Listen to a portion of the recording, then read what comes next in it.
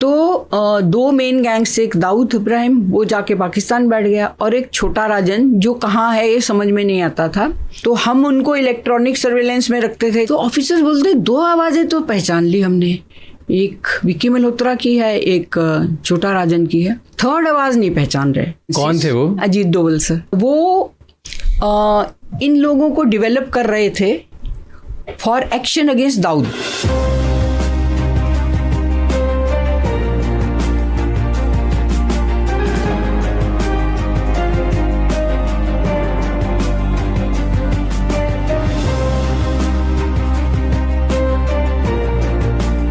उस टाइम पे जब मैं जॉइंट सीपी क्राइम थी, क्राइम ब्रांच मुंबई में, तो दो मेन गैंग्स, एक दाऊद इब्राहिम वो जाके पाकिस्तान बैठ गया और एक छोटा राजन जो कहाँ है ये समझ में नहीं आता था। इनके जो ग्रुप्स थे वो ऐसे एक्सटॉर्शन कॉल देते थे बिजनेसमैन को और खूब पैसे वैसे इकट्ठा करते थे। तो हम उनको इलेक्ट्रॉनिक सर्वेलेंस में रखते थे। जैसे जैसे ट्रायल एंड एरर होता है, भाई ये इसका आदमी है, ये इसका आदमी है, इसका रख के देख लो। आप रखोगे 10 दिन में एक कॉल से आपको पता चलेगा हाँ ये तो एक्टिव है, बट ये किसी और नंबर पे एक्टिव है, फिर आप वो नंबर रखोगे। तो ये एक I would say very scientific and technical process है जो हमारी टीम्स होती हैं क्राइम ब्रांच में वो करती हैं। तो उनकी इन्फॉर्मेशन थी और वो मुझे भी सुनाते थे कि बहुत ज़बरदस्त एक्सटॉर्शन कॉल्स आ रही हैं। एंड दे आइडेंटिफाइड, उन्होंने दो आवाज़ें आइडेंटिफाई की, एक विक्की मल्होत्रा, एक Farid Tanasha. And these two boys were of Chhota Rajan gang. Okay. तो कहाँ से आ रहे हैं ये कॉल्स? तो हमने हमारी टीम भेजी कोलकाता। कोलकाता ये टीम कुड नॉट ट्रेस, वापस आ गई। फिर कॉल्स दिल्ली से शुरू हुए। इस प्रोजेक्ट को एक्स प्रोजेक्ट बोलते थे। तो ऑफिसर्स बोलते दो आवाज़ें तो पहचान ली हमने, एक विक्की मल्होत्रा की है, एक छोटा राजन की है। And officers in crime branch are absolutely excellent IOs and very intuitive detectives. Third आवाज़ नहीं पहचान रहे। चलो मैंने सोचा छोड़ो, पहचानो, तुम जाके इनको पकड़ के लाओ। तो एक प्रॉपर ऑपरेशन प्लान किया गया, क्योंकि हम आउट ऑफ स्टेट जा रहे हैं दिल्ली। तो जो टीम गई उसमें हमारे डीसीपी नहीं जा पाए, किसी रीजन से उनकी फ्लाइट मिस हुई। तो जो टीम पहुंची, when they decided to apprehend Farid Tanasha and Vicky Malhotra, they found Vicky तो वहाँ था, उसके साथ एक और जेंटलमैन थे, बट फरीद नहीं था।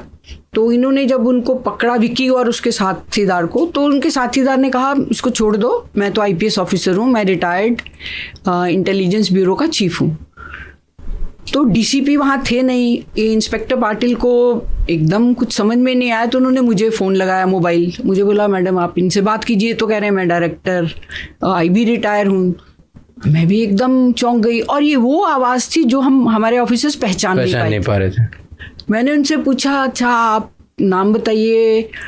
नाम तो ठीक है, तो फिर आप के महाराष्ट्र के बैचमेट्स बताइए कि आप रियली आईपीएस के हैं। तो उन्होंने अपने महाराष्ट्र के आईपीएस के बैचमेट्स के नाम बता दिए। और फिर उन्होंने मुझे गुस्सा किया, तुम छोड़ो इसे। और उन्होंने ये भी कहा कि जॉइंट सीपी तो कोई महिला है ही नहीं है। मैंने कहा मैं तो महिला हूँ और मैं तो जॉइंट सीपी हूँ।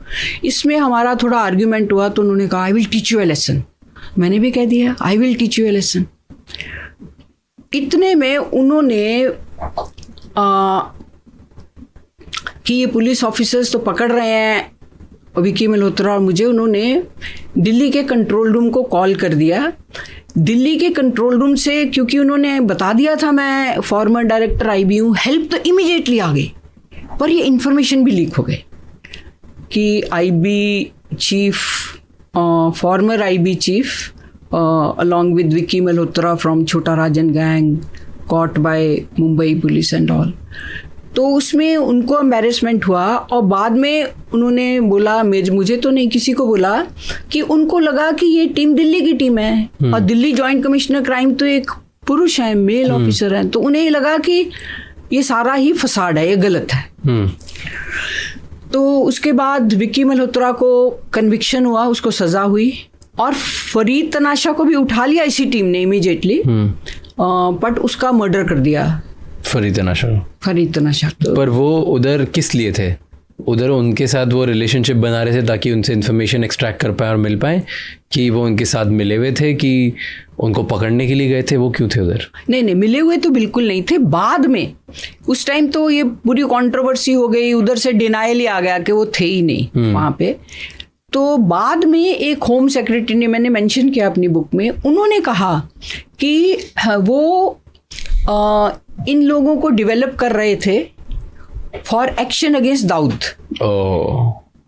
तो इसमें मुंबई पुलिस की बदनामी भी हुई। तो कई लोगों ने क्या कहा कि मुंबई पुलिस ने डेलिबरेटली जानकर ये ऑपरेशन वो किया है, सैबोटाज किया है। ऐसा बिल्कुल नहीं था।